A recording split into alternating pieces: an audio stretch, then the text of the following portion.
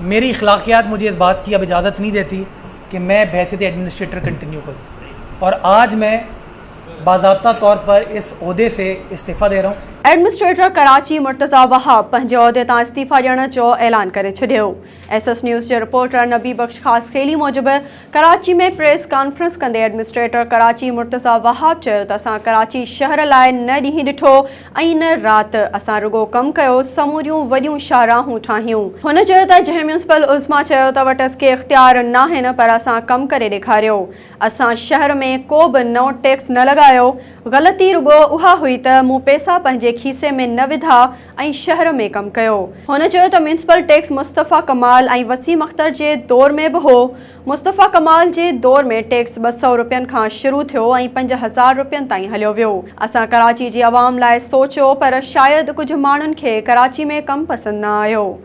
हुन चयो त के इलेक्ट्रिक सां असांजो मुआइदो थियो हो त म्यूनिसिपल टैक्स जी मद में जेका बि रक़म जमा थींदी उहा तव्हां असांखे ॾींदा, पर शायदि कुझु माण्हुनि खे इहा ॻाल्हि पसंदि न आई।